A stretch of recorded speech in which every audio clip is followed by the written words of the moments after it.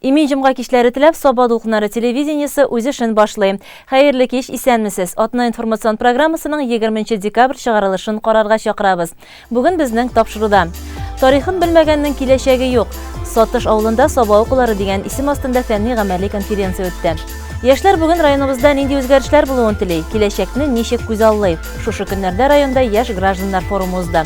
Мошенниклар тузагына ләгә күрмәгез. Район судында шушы төр җинаять кылучыларны хөкем иттеләр. Бу атнада район советының агымдагы елда соңгы утырышы булды. Утырыш башланганчы Саба муниципаль районы башлыгы Рейс Минныканов районыбыз һәм республикабызның спорт тормышында ирешкән уңышлары өчен Саба баштан Нәгыйм Газизовны һәм лесхоздан Хәмид Мустақимовны тәбрикләде. Аннары депутатлар көн тәртибенә кертелгән мәсьәләләрне тикшерүгә керештеләр.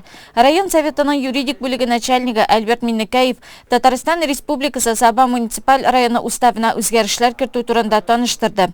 2020 һәм 2021-2022 елларның план шырына Татарстан Республикасы Саба муниципаль районының бюджеты хакында районның финанс бюджет палатасы рәисе Шәмсун Сонгатов сөйләде.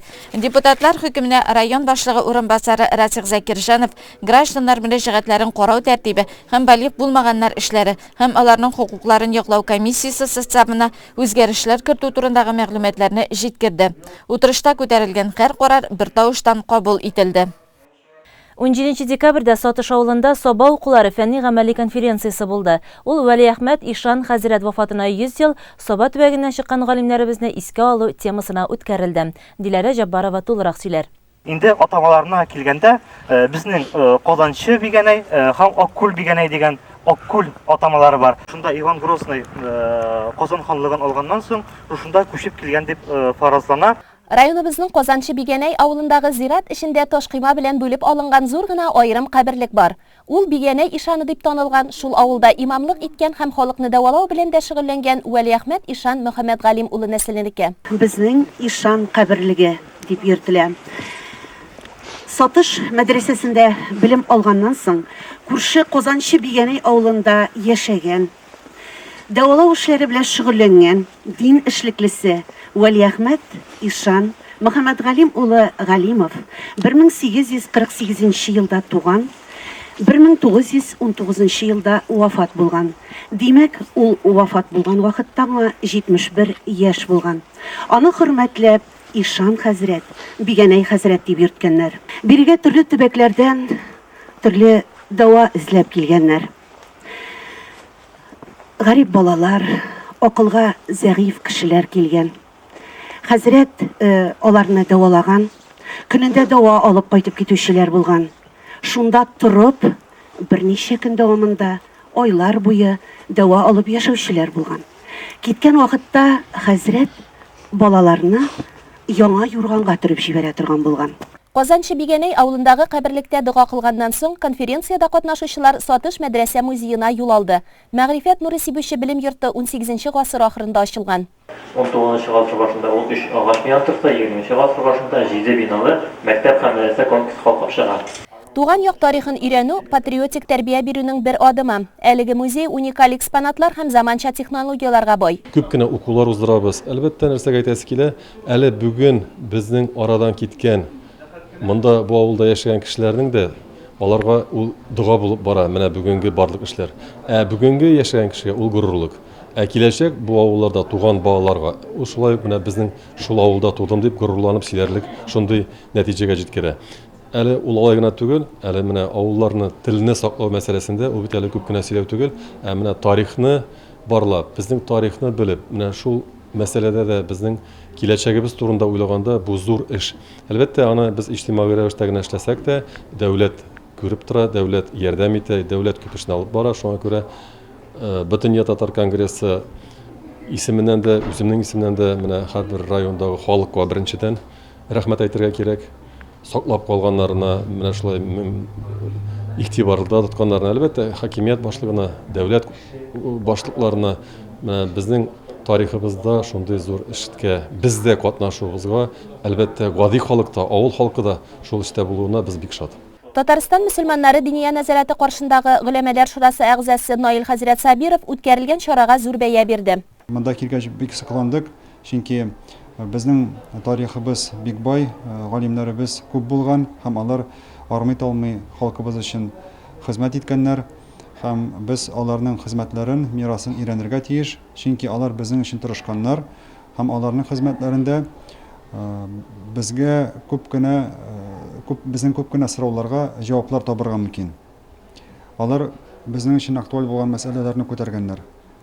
Һәм алар үзләренең хезмәтләре белән генә түгел, хәтта үзләренең яшәү рәвешләре белән дә безгә үрнәк булып торалар. Бүген без глобальлашу процессында яшибез, шиде гадәтләр безгә үтеп керә һәм кайбер кешеләр шиде гадәтләрне үз гадәтләре итеп кабул итәләр. Шуңа күрә туган телендә, динендә оныталар һәм шуңа күрә безгә менә шундый чараларны үткәрү бик мөһим. Үз тарихыбызны, юлыбызны югалтмас өчен һәм шушы юлдан барыр өчен һәм шушы мирасыбызны киләчәк буынга калдырыр өчен.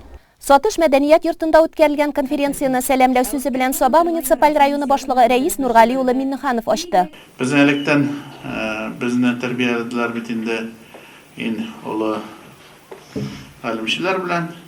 Ул безнең сыр вакытында инде ул безнең портретлары, аларның каян ничек булганнарын, нәсәб буенча аларның белемчекләре булуларын һәрвакытны бөтенебез дә белдек. Бүген инде без ничектер бу мәсьәләне ничектер арткарак куелды. Бер караганда безнең иң зур байлыгыбыз ул киләчәк буын балаларыбыз. Аларның көчләре, алар белемле булган вакытта. Инде менә шушыны оештырган кешеләргә мин әйтәсем килә, бик зур рәхмәтле. Мин уйлыйм, инде икенче елга алла бирсә, үзебезнең районыбыздан чыккан безнең академиклар, профессорларыбыз күп. Аларны инде исәннәрен чакырып, мәхрүм булганнарын искә алып, нинди кешеләр булганнарын алар турында әйтеп, кайда дин дип әйтергә кирәк. Ул һәрвакытны ул авылда, ул җирлектә һәрвакыт тәртип булды. Баш булыр өчен кирәк белем.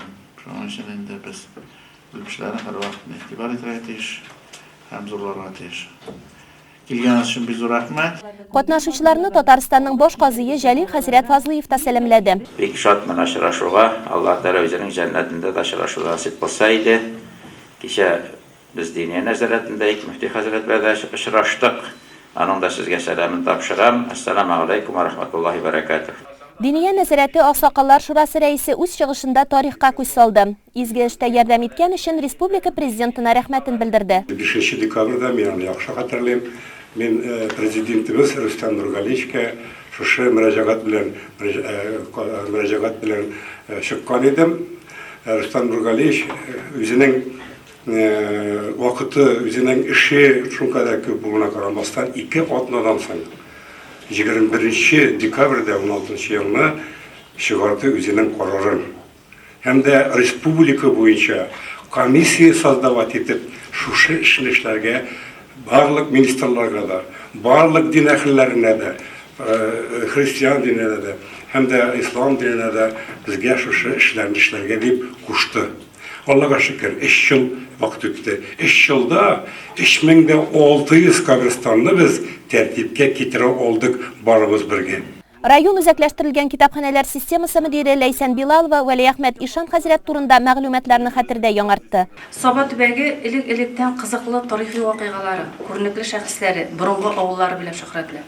Авыллар буенча барлыгы 218 борынгы кабер ташы табылып һәм теркәп алыну моның ачык дәлиле. Гаилә ярлы булу сәбәпле булачак Ишан авыл мулласында хезмәтче булып торган. Озын буйлы шибәр егетнең билем алуга омтылышын, тырышлыгын күреп, муллаңа билем алырга киңәш итә. Һәм менә инде бу муллага бөтен рәхмәтләребез, дуаларыбыз барып ирешсен. Уныңа киңәш итү генә түгел, һәм укырга китү өчен аңа матди ярдәм дә күрсәтә. Шул китүдән ул 20-25 еллар гарәп илләрендә йөреп, кире авылына әйләнеп кайта.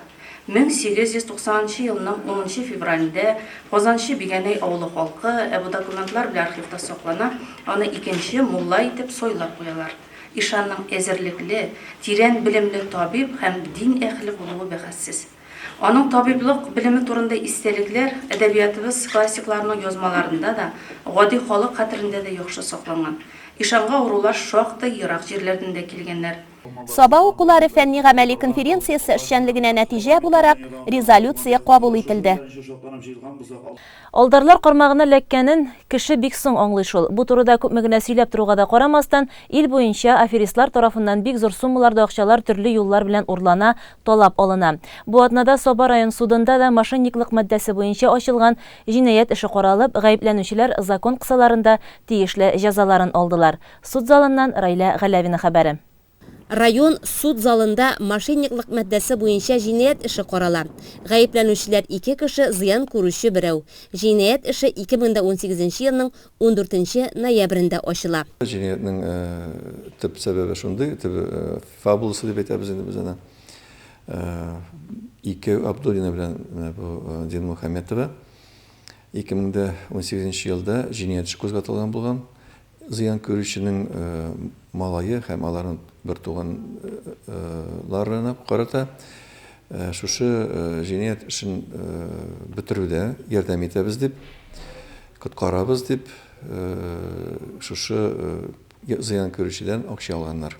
Зыян күрүченең гаиләсе бәләгә тарыганын белгәч, Абдуллина аңа үзе элемтәгә чыга һәм таныш адвокатлары аша акча бәрабәренә ярдәм тәкъдим итә. Дин Мөхәммәтова бу ялган аферада адвокат булып уйный. Тикшерү алып бару дәврендә аларның өлешләп гомуми суммада 3 миллион 350 мең сум акча алганнары дәлилләнә. Бу эш күпме шулай дәвам иткән булыр иде икән, анысы билгесез. Ләкин зыян күрүче як үзенең нинди тузакка килеп капканын аңлаганнан соң хокук саклау органнарына мөрәҗәгать итә. Һәм Абдуллинага чираттагы 1 миллион 750 мең сум акчаны тапшырган вакытта нәкъ менә алар ярдәмгә килә дә инде. Агымдагы елның 23 майында Шәмәрдән тимер юл станциясында Абдуллина ФСБ һәм тикшерү органнары хезмәткәрләре тарафыннан җинаять урынында тоткарлана. Әлеге эшне карау Саба районына юллана. Бүгенге көндә шушы ялган усул белән мошенничество дип әйтәбез, кешеләрнең акчаларын талап алу, ул бик тә киң таралган бүгенге көндә. Халык ышана һәрбер нәрсәгә. Менә зыян күрүчеләр бит инде аңларга тиеш. Ул бит үзе довольно-таки зрелый кеше. Инде күпмедер тормыш тәҗрибәсе дә бар. Ләкин менә судьяны сатып алып була икән, прокурорны сатып алып була икән, тикшерүчеләрне сатып алып була дигән фикер каядыр кемдәдер туган дип әйтергә кирәк. Ул бездә дә чынбарлыкка туры килми, чөнки мин аны растрау бирдем, үзенә зыян күрүчегә. Митә, может быть, үзегез кайчан булса да шундый сул кемнәр коткаргансыздар, ишеткәнгез булгандыр, наверное, дип. Юк дип әйтте инде ул, мин вакытта шундый хәлдә идем. Үзенең балама булышу изеннән мин адвокатлар катнашыр дип уйлаган идем дип шулай итеп аңлатып бирде судка. Бүгенге көндә мошенниклар бик оста эш йөртә. Һәм алар еш кына кешегә психологик басым да ясыйлар. Бу очракта да шулай була. Алдар ханымнар акчаны алалар, аларды үз максатларында файдаланалар, кредитларын һәм башка төрле әҗәтләрен каплыйлар. Зыян күрүче як файдасына берни дә эшләнми. Мин әйтергән райондашларга уяу булырга кирәк, акыл бирергә кирәк. Мошенникларның кулларына эләгергә тырышмаска инде. Бүген гаепләнүчеләр суд алдында үз гаепләрен тулысынча таныдылар, үзләренә яклауда сорадылар. Барысы да закон кысаларында исәпкә алынды. Судның соңгы карары белән Абдуллина Чәчкә 5 елга, Дин Мөхәммәтова Светлана 4 елга ирегеннән мәхрүм ителде. Алар бу срокларын гомуми режимлы төзәтү колониясендә үткәрәчәкләр. Гаепләнүчеләрнең суд карарына риза булмыйча югары органга шикаят бирү мөмкинлеге дә бар. Закон әле көченә кермәде. Килдебәк авылында урнашкан кәҗә малын үрчетү белән шөгыльләнүче Лукос Саба хуҗалыгы бүгенге көндә Россия күләмендә иң эреләрдән санала. Бүгенге көндә биредән 3000 артык тукымлы мал асрала. Кәҗә сөтеннән исә 20 төрдән артык продукция җитештерелә. Лукос Саба 2013 елның октябрь аенда 50 баш кәҗә белән эш башлаган хуҗалык. Заинский тукымлы кәҗәләр Мария Иле Республикасыннан кайтарылган. Вакытта әле эшләүче кешеләр санаулыгына 2 кеше bir җитәкче дип әйтик инде, шулай итеп эшне башлап җибәргән идек. Бүгенге көндә инде безнең баш саны 3700, общий баш саны шуларны тәрбияләүче кешеләр дип әйтик, обслуживающий персонал бүгенге көндә 32 кеше.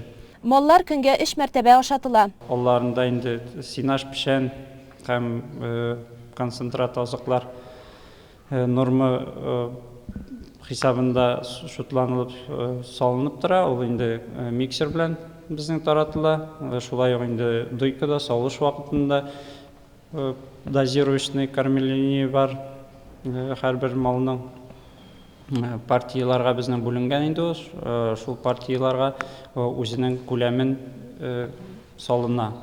Кыш айларында савымның кимүе бәкәйләү чоры туры килү белән аңлатыла. Бүгенге көнгә килгәндә безнең кыш айларында инде савым, тулайым савым дип әйтик инде тонна ярым чамасы тәшкил итсә, җәй айларында инде 3 тонна шул тирәдә. Савылган сөт автоматик рәвештә сөт залына кудырылып 3 градуска кадәр суытыла. Сау залы безнең 2 параллель зал, берсенә 96 баш мал керә бер савылганда. Шуның нәтиҗәсендә инде сау вакытлары безнең алай узун дип әйтеп булмый, чагыштырмача барлык баш санын 4-5 сәгать эчендә сау бетерелә. Сау инде көнгә 2 тапкыр башкарыла. Кәҗә сөтенең файдалы булуы минералларга бай һәм аллергия бирмәве күптән мәгълүм. Мария Ил Республикасында сабалалар җибәргән сөттән 20 төрдән артык продукция җитештерелә. Алга таба тукымны тагында яхшырту кирәк, дип саный хуҗалык җитәкчесе.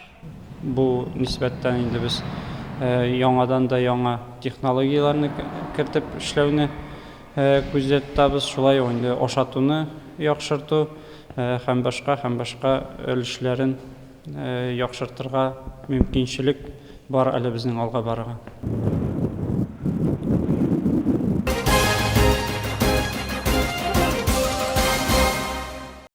Сез атна информацион программасын карыйсыз, алга таба дәвам итәбез.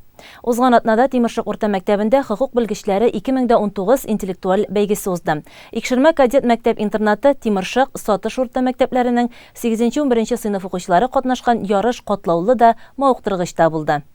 Хокук белгечләре 2019 бәйгесе халыкара коррупциягә каршы көрәш көне уңаеннан үткәрелде. Саба районы прокуратурасы, яшьләр эшләре һәм спорт бүлеге, мәгариф бүлеге тарафыннан гамәлгә куелган бәйге укучылардан тарих, җәмгыять белеме, хокук фәннәрен яхшы белүне таләп итте. Хокук белгечләре 2019 конкурсы укучыларда хокукый культура һәм гражданлык җаваплылыгы формалаштыруга ярдәм итү, үзеңнең гамәлләрең өчен җаваплылык хисе, законнарга карата хөрмәт тәрбияләү, хокукый фикерләү күнекмәләрен арттыруны максат итеп куйды. Бәйге 6 турдан торды. Беренче турда командалар безнең хокукларыбыз һәм бурычларыбыз дигән теманы театральләштереп ачтылар. Мәсәлән, Тимершык урта мәктәбе командасы законнарның кирәклеген можно һәм нельзя дәүләтләре эшчәнлегендә күрсәтте. Икенче турда фәнни телдә хокук фәнни терминнарын кулланып, алып баручының сорауларына җавап бирергә кирәк иде. Сораулар шактый катлаулы булса да, укучылар үзләренең бәйгегә әзерлек белән килүләрен исбатлый алдылар.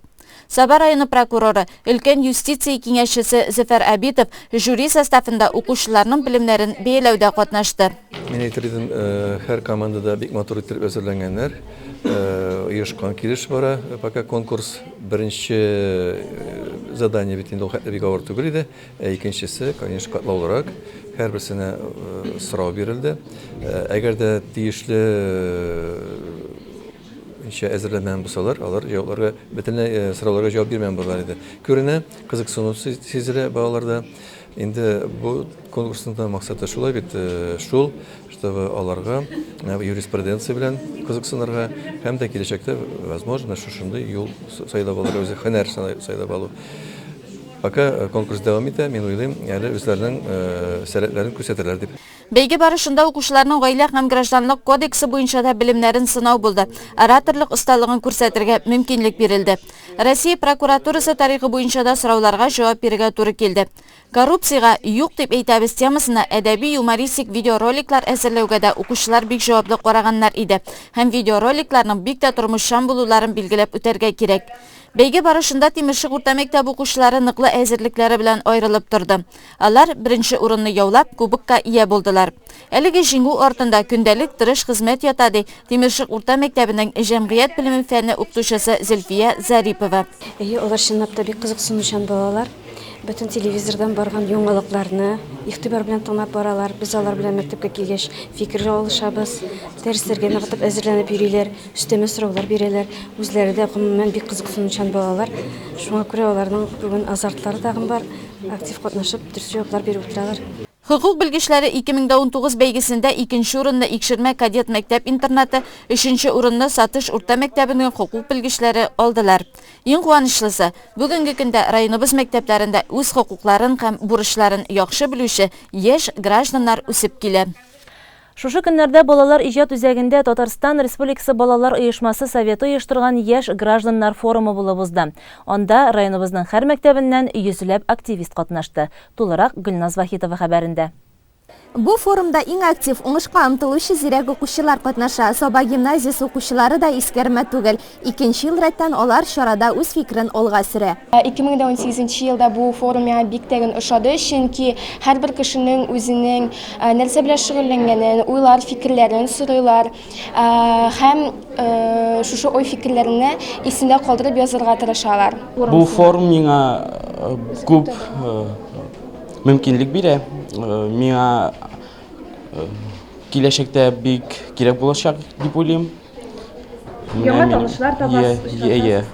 Шара Татарстан президенты Рөстәм Миңнеханов йөкләмәсе буенча оештырыла һәм Татарстанның барлык районнарында уза. Укучылар группаларга бүленеп төрле юнәлеш буенча проектлар төзү эшен башкардылар. Без бүген бу мероприятиегә килдек. 15 кеше төрле чараларда катнашырга яратабыз, конкурсларда.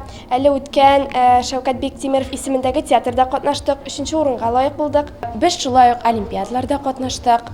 Мәктәбебездә бүгенге көндә 34 урын бар. Балаларның иҗтимагый яктан активлыгын арттыру яшьтән үк кирәкле гамәл. Үсеп җиткәч, актив гражданлык позициясендә булу, яшьләрнең үз оешмаларын ныгыту өчен алдан чаралар күрү комачау итми. Татарстанда яшь гражданнар форумы да шул максат белән уздырыла. Форум юных граждан, который направлен как раз на поддержание активной жизни молодежи, и чтобы они больше проявляли какие-то свои интересы в обществе и развивали не только себя, но и Сабинский район. Из-за этого мы совместно с Казанью устроили форум юных граждан. Лекции направлены как раз на поддержание и активного молодежной политики, активного жизни, и как бы тоже присутствует про вред табакокурения и алкоголизма. Дөрес фикер йөртүче акыллы яшьләр безнең киләчәгебез, һәм бу сыйфатлар аларда мәктәптә үк формалашырга тиеш. Группаларга бүленеп эшләгәндә алар экология, табигатьне саклау, җәмгыятьтәге кайбер проблемалар, яшьләр тормышына кагылышлы актуаль темаларны күтәрде. Аларның иң кызыклылары пленар утырышта район башкарма комитеты җитәкчесе Марат Ишниязов катнашында каралды. Я хочу отметить эту сортировку мусора. Да, эта тема у нас очень актуальна. На сегодняшний день у нас с этого года работает региональный оператор. Вторая – это культурный досуг для молодежи. Очень актуальная тема. На сегодняшний день в республике такая концепция. У нас организовано новое министерство молодежи. И вот это новое министерство, они сейчас пытаются организовать во всех районах такие молодежные центры. Но большая проблема в том, что я уже озвучил, у нас нет понятия, как это должно быть. У нас нет концепции. Поэтому мы к этому делу хотим подключить не только молодежь, нашу молодежь, да, но и наших детей. Поэтому тоже ждем от вас предложений. Иң актив катнашучылар дипломнар һәм рәхмәт хатлары белән бүләкләнде. Шулай ук балалар хәрәкәтен үстерүгә өлеш керткән педагогларга рәхмәт хатлары тапшырылды. Алар арасында Лисхоз урта мәктәбенең педагог оештыручысы Гөлүсә Зиннатуллина да бар. Biz бүгенге чарага барлыгы 5 укучы алып килдек. Бу укучыларыбыз безнең бик активлар, төрле конкурсларда, ярышта катнашкан балаларыбыз. Һәм инде мин алга табада барлык укучыларга да шушы чарада актив катнашуларын теләп калам һәм һәрбер педагог оештыручыларга саулык, сәламәтлек һәм уңышлар теләп калам. Балалар оешмаларына ярдәм күрсәтү, аларга җәмгыять, дәүләт тарафыннан игътибар арттыруда төп бурычларның берсе булып тора. Шундый чаралар балалар һәм яшьләр мөхитендә туган проблемаларны хәл итәргә ярдәм итә. Чара махсус резолюцияны кабул итү белән тәмамланды. Тату сыйныф нинди була? Соңгы елларда мәгариф өлкәсендә менә шундый бәйге старт алды. Саба гимназиясында республика конкурсының зона этабы булып үтте. Саба, Күкмара, Теләче, Балтач, Арча, Әтнә районнары мәктәпләренең иң яхшы әти-әниләр комитетлары арасында иң яхшылар ачыкланды. Бәйгедә катнашучылар белән Гөлшат Галиәкбәрова аралашты. Тату сыйныф серләре бәйгесенең максаты балаларны тәрбияләүдә мәктәп һәм ата-ана бердәм булып эшләгән иң яхшы коллективны барлау, аларны башкаларга үрнәк итеп күрсәтү. Бәйге 3 турдан торды. Иң элек һәр районның әти-әниләр комитеты әзерләгән күргәзмә белән танышырга мөмкин булды. Күргәзмәләрнең һәр кайсы бик бай, эчтәлекле итеп әзерләнгән иде. Аларда туган як тарихында урын алган әти-әниләр эшчәнлеген күрсәтүгә дә зур игътибар бирелгән. Иң мөһиме күргәзмәләрдә гаилә һәм мәктәп арасындагы тыгыз бәйләнешне күрсәтә алганнар. Бу бигрәк тә Күкмараның 4нче мәктәбе әзерләгән күргәзмәдә аеруча яхшы шагылды. Төрле милләтләр дуслыгын, матур традицияларны саклауның үрнәген алар жюрига бик ачык күрсәтә алдылар. Безнең сыйныф укытучыбыз ул Руфия Рамилевна. Без 25 кеше классыбызда һәм без бик дус. Бу бүтән сувенирларны без үзебез әниятиләребез белән эшлибез һәм бик аның белән кызыксынып шөгыльләнәбез. Балташ гимназиясының инженерлык юнәлеше буенча белем бирү сыйныфы әзерләгән күргәзмә иң заманчасы булды. Әтиләше урта мәктәбенең әти-әниләр комитеты бәйгегә әзерләнү безне тагын да берләштерде диләр. Аллаһка шөкер, балалар да булышты, әти-әниләр дә бик хуплап, барысы да ярдәм иттеләр. Кемдер кул эшләре белән, кемдер компьютерда пишетләп, кем ничек булыша алды, кайсы яктан ничек ярдәм күрсәтә алды, шулай булыштылар барысы да. Саба гимназиясының әти-әниләр комитеты бәйге барышында бердәмлекләре, ныклы әзерлекләре белән аерылып тордылар. Давайте начну с того, что вот этот конкурс «Секреты дружного класса», он проходит уже не первый раз. Вот, в этом году мы участвуем, если не ошибаюсь, 3-й раз. И наш родительский комитет Сабинской гимназии является победителем муниципального тура конкурса «Секреты дружного класса». Вот. Родители у нас всегда очень активные. Действительно, вот когда мы говорим о взаимодействии школы и родителей, родительский комитет, у нас очень тесные связи. Вот. И каждый раз, когда мы готовимся к конкурсу, к какому бы классу мы не обратились за помощью, родительский комитет любого класса готов нам помочь и готов участвовать в этом конкурсе. Вот. И в этом году вот у нас собрался комитет из таких самых интересных, активных, творческих, веселых, позитивных родителей. Я хочу вам их представить. С ними очень легко работать. Иногда на репетиции даже не сколько я их приглашаю, сколько они меня приглашают. И в субботу они готовы заниматься, и в воскресенье они готовы заниматься. Вот. Ну, я думаю, они сами скажут, как они готовятся к этому конкурсу. Минем улым 6 класста укый. Мин родительский комитетта. Безгә шулай җыелабыз, бүтән чараларга булышабыз мәктәпкә. Мондый чаралар уздыру безнең әти-әниләрне тагын дуслаштыра балалар белән. Без бер-беребез белән күбрәк эшлибез. Безнең үзебезнең өчен дә кызык, потому что без бөтенебездәге яшьләр, без үзебездәге аннан алабыз бик зур драйв. Әлбәттә, балаларга булышабыз һәм алар үзләре дә безне поддерживать итеп торалар, борчылалар. Конкурска әзерләнү бик күңелле үтте. Репетицияларга бик теләп йөрдек. Мондый чаралар безне бердәмләштерде, дуслаштырды. Һәм менә бүген инде шуның нәтиҗәсен күрәбез, Алла бирсә. Зона этабы бүген узачак. Шунда үзебезнең чыгышыбызны күрсәтәчәкбез. Бу мәҗлескә әзерләнгәндә без бөтен гаилә белән бергә әзерләндек. Бөтен чараларны өйдә дә үткәрдек, монда да бергә килдек, мәктәпкә дә балалар да булыштылар, тормыш иптәшендә булышты. Бергә әзерләндек. Күбесенчә биюләр инде, төрлесеннән инде сөйләүләр дә, җырлаулар да була. Буш вакытларны табырга тырышабыз. Эш күп булса да, балалар белән улым ягыннан ярдәм шул әзрәк әйткәләде. Моны эшләсәң әйбәтрәк була, менә моны чыгып күрсәтсәң әйбәтрәк була дип әйтте инде улым. Буш вакытта тырышабыз шулай шушы коллектив родительский комитет белән бергә җыелып, алар белән күбрәк эшләргә, күбрәк яңалыклар күрсәтергә, шушында эләккәнебез белән балаларның ничек сулауларын, ничек яшәүләрен шушында күрдек. Үзебезнең дә һәм монда килеп укыйсы килә башлады. Район үзәкләрендә эшләүче мәктәпләр янында Әтнә районының Шиһабетдин Мәрҗани исемендәге Кымыргужа урта мәктәбенең әти-әниләр комитеты ихласлыгы, гадилеге белән аерылып торды. Сыйныф җитәкчесе Фәнис Гатауллин быел гына мәктәптә эшли башласа да, сыйныфындагы 12 бала өчен яраткан укытучыга әйләнгән. Балаларның яратуы укытучыга хөрмәт булып, әти-әниләргә күчкән. Алар бер гаилә булып, һәр эшне дә киңәшләшеп бергә эшлиләр, бергәләп җырлыйлар, бииләр. Балалар белән эшләү практикасы шул укытканда репетиторство шуның белән шөгыльләнгән идем. Килүгә теге 10 класс бергәч зуррак класслар булгач куркыткан идем, барыбер. Классны шундай менә җыелган, шуны сәнгатькә тартылган балалар булгач, миңа алар белән эшләп китү дә җиңел булды. Менә әле эшләүенә бик шат.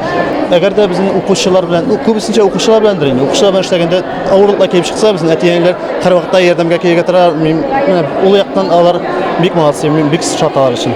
Әтиләр һәр вакытта мәтрәк булып тора безнең укучыларыбызга. Тату сыйныф серләре бәйгесенең ачылу тантанасында чыгыш ясаганда Саба районы башлыгы Рәис Миннаханов гаиләнең уку-тәрбия процессында роле бик зур булуын ассызыклады.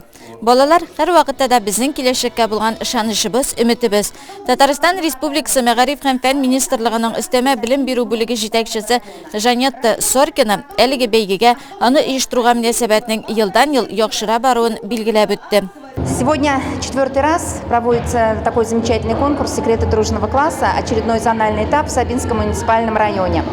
Этот конкурс задуман Министерством образования и науки Республики Татарстан с целью сплотить одну большую семью – педагоги, родители и дети. Нам всем нужно двигаться в одном направлении, смотреть в одну сторону, ради того, чтобы мы получили прекрасный результат. Здоровых, умных, веселых, энергичных, творческих, ну и, конечно же, воспитанных детей.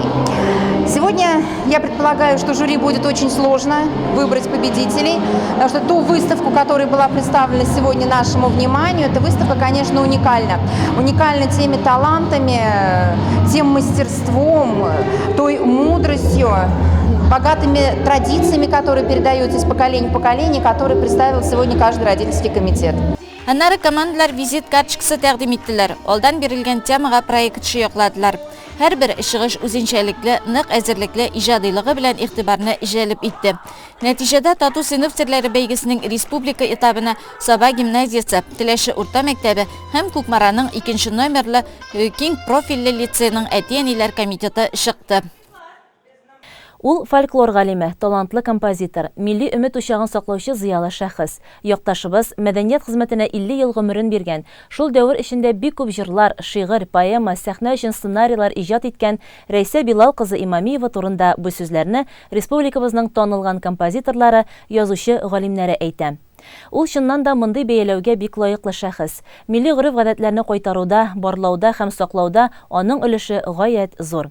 Бу көннәрдә ул үзенең 80 яшен билгели.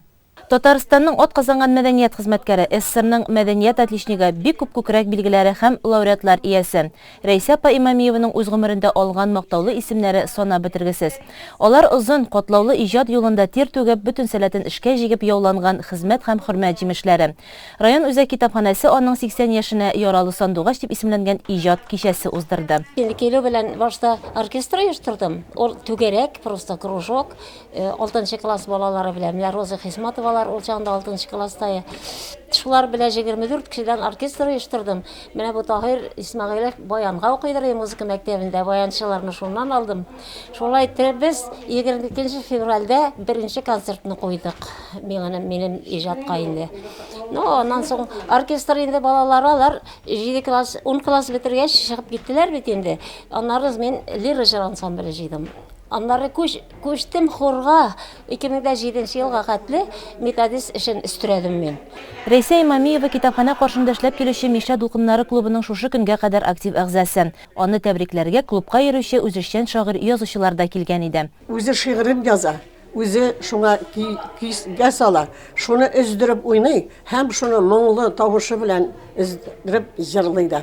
Ул бик киң кырлы, чын универсал дип әйтәм. Андый кешеләр 100 елга бер туадыр. Менә аның белән 72 елда кайтты Сабага. Аның шуннан бирле таныш. Мин клубта эшләгәндә аңа ярдәмнәр сорап менә дирем.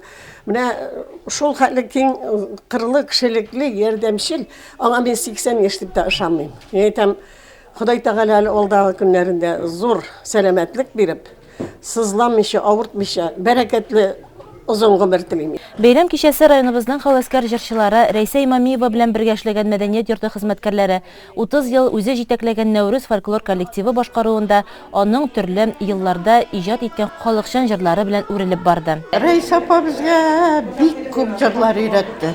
Аның исемнәрен белеп бетереп булмый. Бик күп. Бер папка тутырык биргән җырлары. Безән саклап торабыз истәлеккә. 31 ел тулды безнең монда йөри башлаганыбызга. Без анда куанып киләбез. Бөтен кайгыларыбыз онытыла, бөтен мәшәкатьләребез. Яшәреп даже китәбез. 2003 елдан бирле йөрим Нәүрүзгә, пенсиягә чыкканнан бирле рәхмәт Рәйсәгә чакырды мине һәм бик рәхмәтле мин аңа. Бик күңелле узды Нәүрүздә. Бөтен авылларга йөрдек, бөтен авыл кешеләренә хезмәт иттек, шәһәрләргә бардык. Бик күңелле булды. Рәхмәт Рәйсәгә. Ул аның талантына мин сокланам. Саулык, сәламәтлек булсын Рәйсәгә. Тагы да әле уңышлары күп булсын, гомере озын булсын, сәламәт булсын. Рәйсә Имамиева шигырь җырларны язып кына калмый, үзе үк оста итеп башкарада, уен коралларында сыздырып уйный. Оештыру сәләте дә искиткеч зур. Ул оештырган Нәүрүз халык фольклор коллективы, әйтик, республикада гына түгел, Россия күләмендә дә танылды. Иҗат иткән җырларын исә үзешчәннәр генә түгел, танылган җырчылар да башкара. 5 ел элек Гөлбакча дигән ретро җырлар башкаручы ансамбльдә оештырды.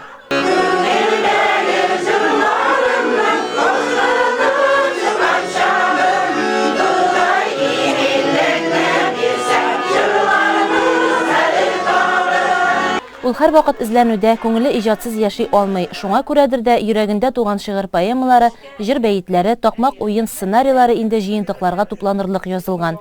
Бүгенге көндә 6 китабы дөнья күргән, 7нчесе әзерләнү стадиясында. Рухи азык булып торучы мәдәни мирасыбызны саклауда зур көч куйган Рәйсә апа Имамиевага киләчәктә дә армый-талмый эшләргә, уңышларга ирешергә насыйп булсын. Бер күрешү, бер гомер. Сабадлык куннары телерадио компаниясе иҗат коллективы үзенең тамашачылары һәм радио тыңлаучылары белән очрашулар сезонын башлап җибәрде. Беренче тукталыш Кече Кибәче авылында булды. Иҗат кешеләре буларак район халкы белән мондай очрашуларны директорыбыз Әлфия Мөбәрәкова җитәкчелегендә коллективыбыз даими үткәрергә тырыша. Чөнки бу журналистларга алга таба якынланып эшләргә этәргеч иҗади азык бирә. Кече Кибәче авылы районыбызның иң ерак авылларының берсе. Дулкын радиосын һәм Сабадлык куннары телевидениесе тапшыруларын булдырылган кадәр тыңлыйлар һәм карыйлар икән. Очрашуга халык күп килмәсә дә, кичә бик җанлы үтте. Телевидение һәм радио журналистлары авыл халкына үз эшләре турында сөйләп, чыгышларын матур җыр белән үреп алып бардылар.